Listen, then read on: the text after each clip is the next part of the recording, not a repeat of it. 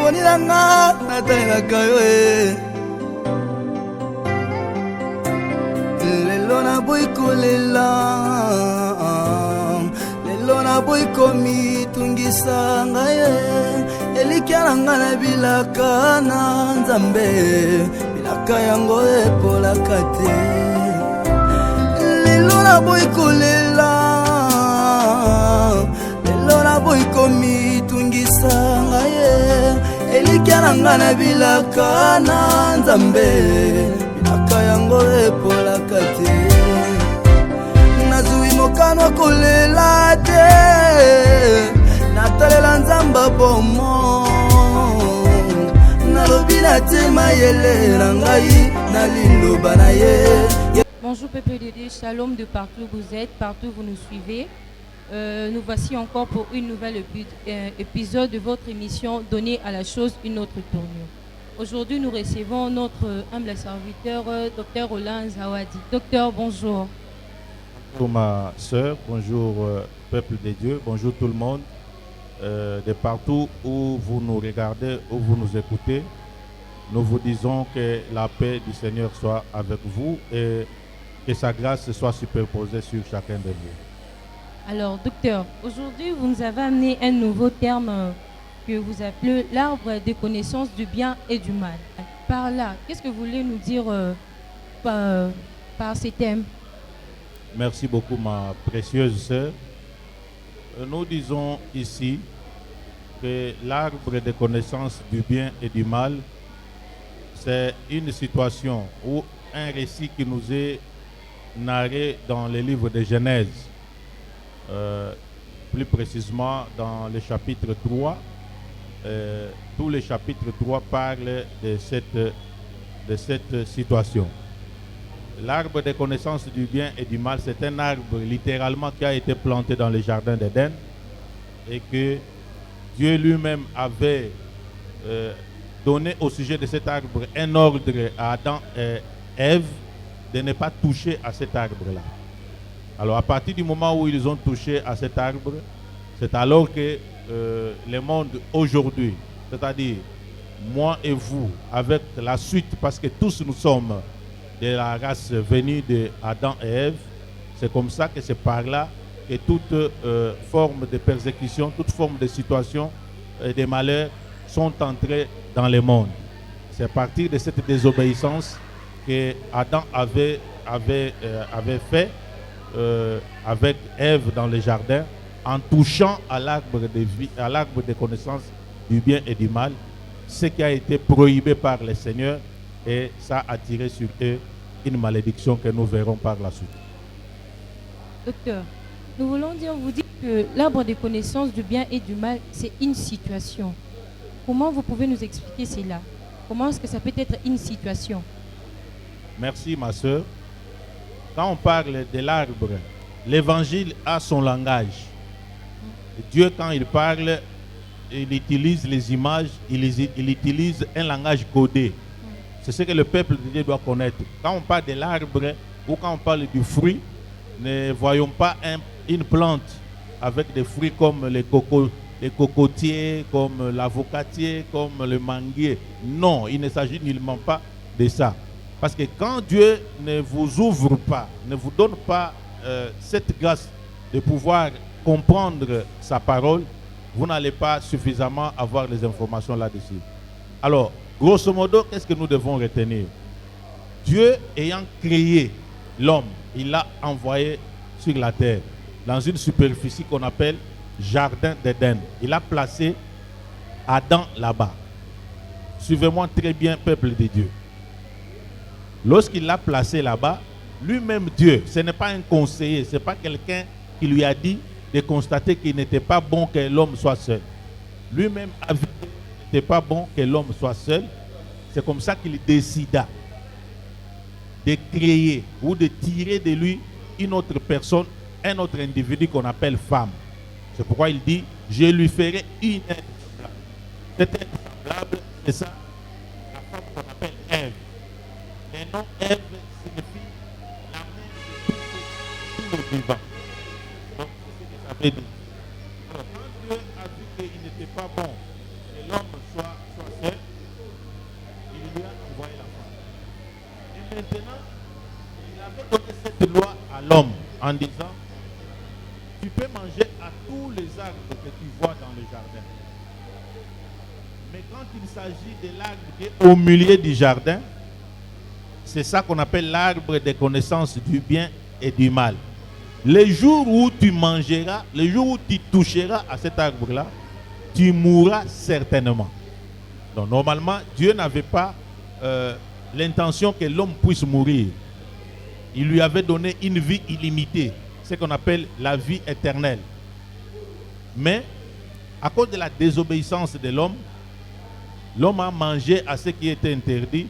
C'est comme ça que aujourd'hui, la mort est entrée. C'est pourquoi vous comprendrez dans la Bible dit, la mort est entrée par un seul homme. Et la vie aussi est venue par un seul homme. Il y a le premier Adam, à travers qui la mort était entrée dans l'humanité. Et le second Adam, ou le dernier Adam, à travers lequel la vie est entrée dans l'humanité. Alors, ce que nous devons retenir, c'est quoi? Quand Dieu vient le soir, il pose la question à Adam. Adam, où es-tu? Et Adam répond, je suis caché parce que je suis nu. Et Dieu lui pose encore la question. Qui t'a appris que tu es nu? Donc nous comprendrons ici, selon l'évangile, que cette nudité, cette qualité de nudité que Adam avait découverte, c'était une nudité qui provenait de l'enseignement, qui provenait de qui t'a enseigné, qui t'a appris. Donc nous comprenons qu'il ne s'agit pas de la nudité physique, mais c'est une nudité, une qualité de nudité qui provient d'un enseignant, de quelqu'un qui vous a enseigné, quelqu'un qui vous a parlé. Quand il vous parle, automatiquement vous découvrez que vous êtes nu et vous vous cachez. Le fait de se cacher, c'est la culpabilité. C'est-à-dire cet enseignement, cet enseignant, cet arbre, lorsqu'il vient, il apprend à quelqu'un qu'il ne vaut rien, il est dans la culpabilité, il doit se cacher. C'est ce que l'Éternel a caché derrière ces codes, derrière cette écriture, derrière ce récit que nous allons pouvoir décortiquer.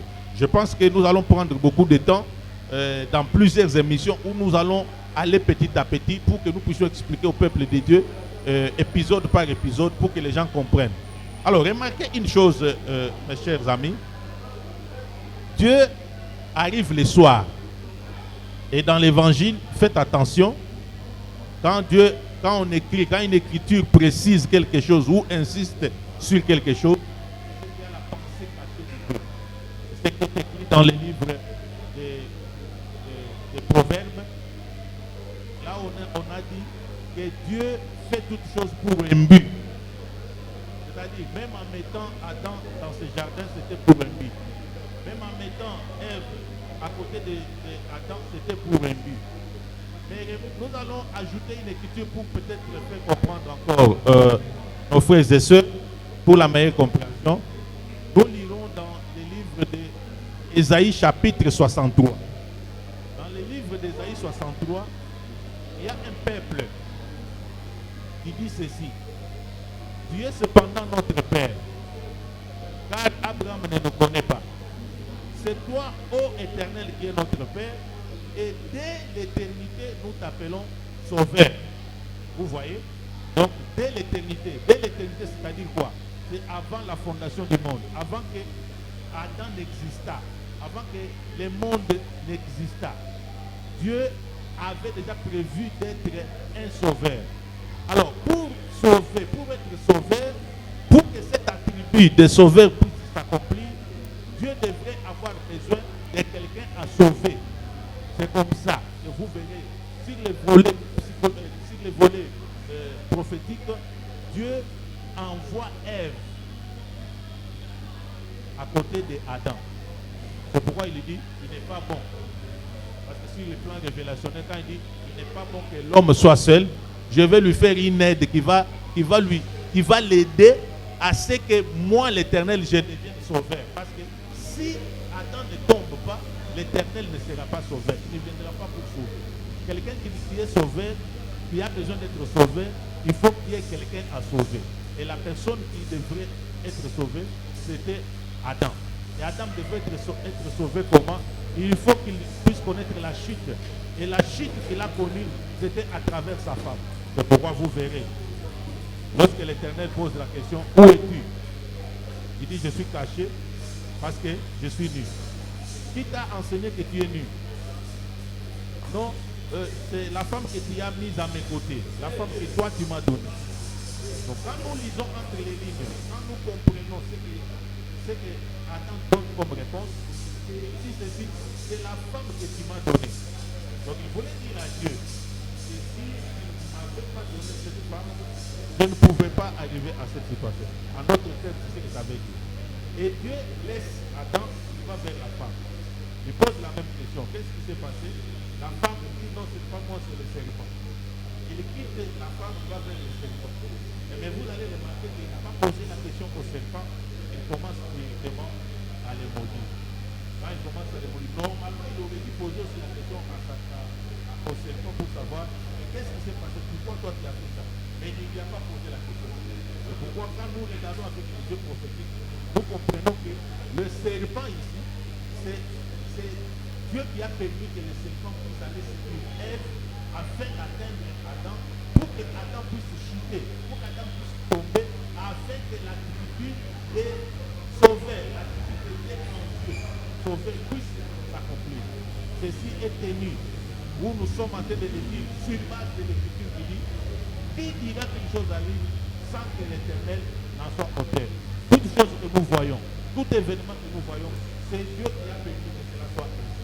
C'est comme ça qu'il n'a pas posé la question au serpent, directement il a commencé à les maudire. Donc vous comprendrez, mes chers amis, mes frères et sœurs dans la foi, que ici ce n'est pas un hasard, c'est Dieu qui a prévu. Dieu n'est pas comme nous les hommes, il n'a jamais été surpris. Tout ce qu'il fait, c'est un calendrier déjà préétabli.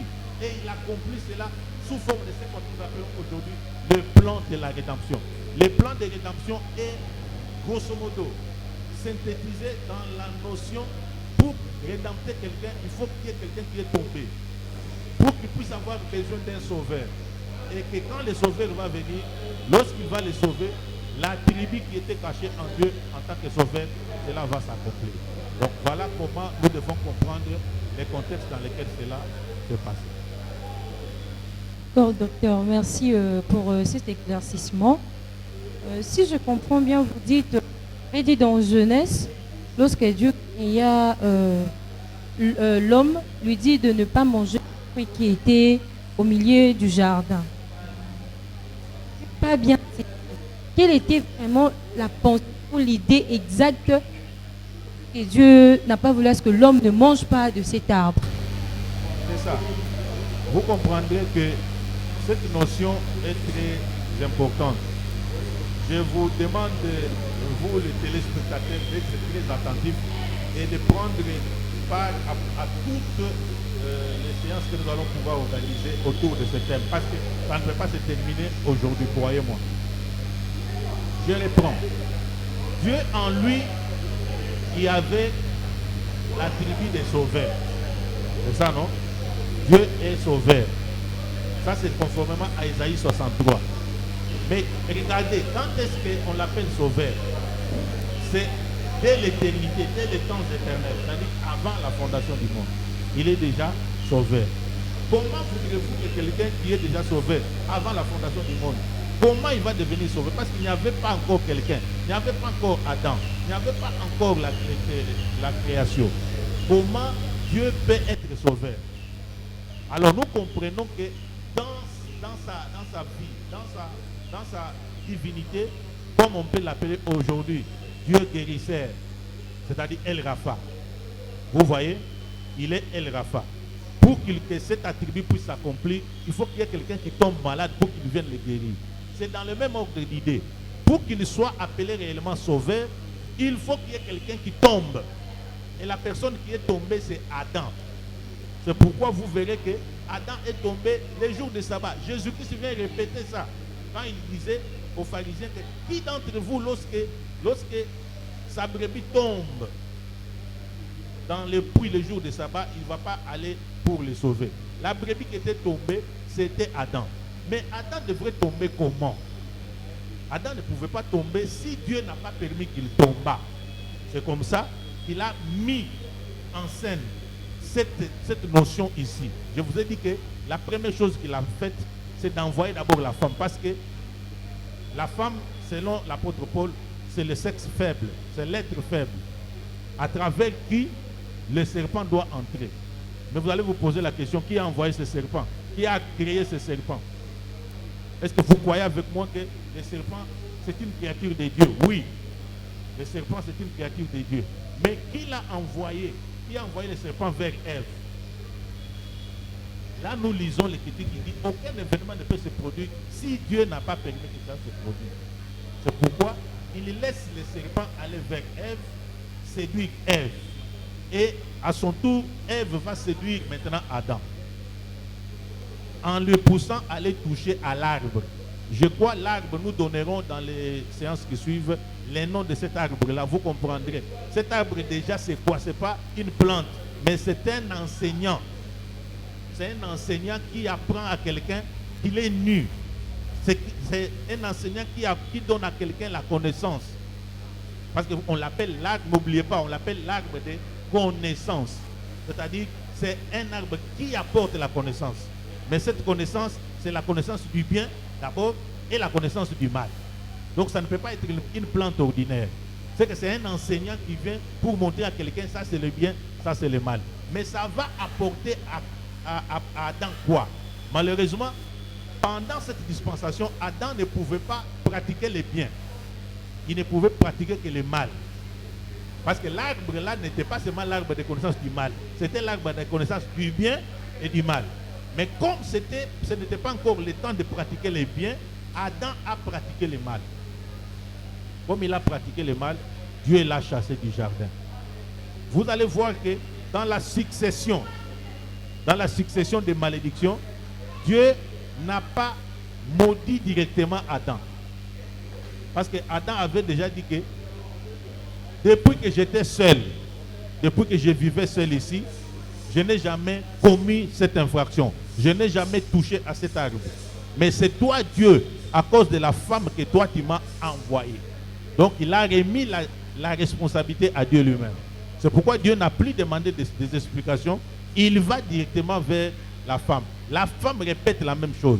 Ce n'est pas moi, c'est le serpent. En d'autres termes, la femme aussi voulait dire à Dieu que c'est toi qui as créé le serpent et que tu l'as laissé venir auprès de moi. Donc la responsabilité va tomber encore sur celui qui a envoyé le serpent, qui est Dieu. Mais regardez, au lieu qu'il puisse demander aussi au serpent, parce que c'est pendant ce temps, le serpent, on nous le présente comme un personnage qui parlait. Normalement, logiquement, on devrait aussi lui poser des questions pour dire pourquoi il a fait ça. Mais Dieu ne lui a pas posé la question. Mais nous croyons, s'il lui avait posé la question, le serpent allait lui dire, mais c'est toi qui m'as envoyé. Pourquoi? Il l'a envoyé parce qu'il a besoin d'être sauveur. Il faut que cet attribut de sauveur puisse avoir lieu. Et pour que cet attribut puisse avoir lieu, il faut que Adam tombe. Mais Adam va tomber comment? Il faut lui envoyer le serpent. Le serpent va le séduire en lui donnant cet arbre qui est un enseignant. Mettez déjà dans les guillemets que cet arbre, ce n'est pas une plante, mais c'est un enseignant. Parce que c'est lui qui donne la connaissance, s'appelle enseignant. Et la connaissance, c'est la connaissance du bien et du mal. Et cette connaissance-là va ouvrir les yeux. Vous allez voir que quand il va prendre cet arbre-là, la Bible dit en bas là-bas, que les yeux s'ouvrirent. C'est quelqu'un qui ouvre les yeux. Ce n'est pas une plante, ce n'est pas un fruit. Je vais vous donner dans les séances qui suivent les noms de cet arbre qui donne la connaissance à quelqu'un et qui ouvre les yeux d'Adam. Et voilà, lorsqu'il fait comme ça, Dieu maintenant va dire, oh, regardez, l'homme est devenu comme l'un de nous. Avant de le chasser, il a maudit d'abord. Il a maudit le serpent. Il a maudit Ève. Mais si Adam, il ne l'a pas maudit directement. Il a dit, toi à ta place, je maudis la terre. C'est prophétique. C'est quelque chose de très prophétique que nous devons comprendre, que nous devons analyser à froid. Pourquoi Pourquoi Dieu ne maudit pas Adam directement? Il dit, à ta place, j'ai maudit la terre. C'est-à-dire, la malédiction qui devrait tomber sur Adam est tombée sur la terre. La terre, en d'autres termes, c'est le corps qui a accepté de porter la malédiction qui devrait tomber sur Adam. C'est comme ça que tout ce qui était prévu sur Adam est tombé sur la terre. C'est pourquoi vous allez voir, la malédiction de la terre, c'est quoi? C'est porter les ronces et les épines. Et quand Christ vient, en tant que la véritable terre qui devait porter la malédiction d'Adam, vous allez voir qu'il va porter aussi à la croix de Golgotha, il va porter une couronne d'épines. Ceci, c'était pour accomplir la prophétie, pour montrer que voilà la terre qui a porté la malédiction qui devrait tomber sur Adam. Oui, évidemment, nous sommes très libres de pouvoir affirmer cela, parce que l'Écriture dit que les châtiments qui nous donnent la paix, c'est-à-dire les châtiments qui devraient tomber sur Adam, étaient tombés sur Jésus-Christ. Donc Jésus-Christ, c'était cette terre que Dieu avait maudite pour que celle-ci puisse porter la malédiction qui devrait tomber sur Adam. Et en d'autres termes, Adam est resté sans malédiction, mais il est tombé, il est chassé hors du camp. Mais en les chassant hors du camp, vous allez voir que Dieu a mis les chérubins. Dieu a mis les chérubins à la porte avec une épée flamboyante. Cette épée était en train d'être agitée pour dire à Adam que si tu oses rentrer dans le jardin, tu dois payer un prix. Et le prix, c'est quoi? C'était le sang. Quand l'épée est agitée, c'est-à-dire que l'épée est en train de réclamer le sang. C'est ce que l'apôtre Paul viendra pour corroborer en disant que sans effusion de sang, il n'y a pas la rémission des péchés. Alors vous allez voir que Adam, pour entrer, il était en train d'errer, de sillonner tout autour du jardin, cherchant par où entrer. Mais il était empêché par les chérubins qui avaient une épée. Qui pouvait résoudre ce problème d'Adam? Parce qu'Adam devrait rentrer dans le jardin. Comme il ne pouvait pas par lui-même, vous allez voir que Dieu lui-même viendra pour se faire percer par sa propre épée, afin de produire un liquide qui est le sang, pour permettre à Adam de pouvoir encore avoir accès au jardin, et cette fois-ci, d'aller toucher à l'arbre de vie qui était toujours au milieu du jardin pour avoir la vie éternelle. Alors, merci docteur pour cette très belle intervention. Et en tout cas, nous citons déjà à notre émission. Retrouvez-nous très prochainement sur cette antenne de cette émission Donner à la chose une autre tournure. Il y aura plusieurs, comme l'a dit le docteur, il y aura plusieurs chapitres qui suivront. En tout cas, restez branchés, restez connectés. En passant, je salue en tout cas la régie qui m'ont accompagné. Il y a le frère Glody, le maître Honoré, les autres et moi-même aussi. Docteur, un mot de la fin pour boucler, conclure cette émission d'aujourd'hui. Qu'est-ce que vous nous dites? Merci. Un mot de la fin pour aujourd'hui, c'est que nous puissions retenir que Dieu ne fait pas quelque chose au hasard. C'est que Dieu, si tu vois Dieu faire quelque chose, conformément au livre des Proverbes, c'est qu'il le fait pour un but. Même la chute d'Adam, c'était pour un but. C'est pourquoi je viens d'expliquer ici, le but de la chute d'Adam, c'était de permettre à Dieu de venir cette fois-là sous forme d'un sauveur. Et cela devrait s'accomplir selon qu'il est écrit dans sa parole, qu'il vient à la postérité d'Abraham. Et cette postérité d'Abraham, vous allez voir que Abraham, c'est quelqu'un qui vient d'Adam dans plusieurs générations. Donc, le mot de la fin, c'est que nous allons continuer avec ce sujet. Pour autant que l'Éternel nous donnera encore les occasions, nous allons expliquer. Vous savez que nous, les docteurs, nous avons l'aptitude de beaucoup parler. Nous allons expliquer chapitre par chapitre pourquoi Adam pouvait tomber, pourquoi il avait été chassé, pourquoi il doit rentrer dans les jardins, et quand il était chassé, pourquoi quand il a touché à l'arbre de connaissance du bien et du mal, il n'a pas directement touché à l'arbre de vie. Vous allez voir que ce sont les choses compliquées. C'est quand il touche à l'arbre de connaissance du bien et du mal qu'il se rend compte que, attention, dans ce jardin, il y a aussi l'arbre qui s'appelle l'arbre de vie. Et maintenant, Dieu les chasse pour que pendant ce temps-là, qu'il ne touche pas à cet arbre-là, mais qu'il sorte d'abord. Lorsqu'il reviendra, après avoir payé le prix du sang, cette fois-là, il viendra maintenant toucher à l'arbre de vie qui s'appelle Jésus-Christ. Merci. Nous avons entendu les mots de la fin du docteur. En tout cas, n'hésitez pas de passer chez nous dans notre église. Nous sommes 6 la route Bypass. Nous sommes l'ensemble des saints de Bypass. Donc, si vous avez des questions qui vous semblent difficiles, en tout cas, vous pouvez passer. Il y a nos numéros qui passent sur la bande de fila. Vous pouvez nous rejoindre sur WhatsApp, Facebook et TikTok.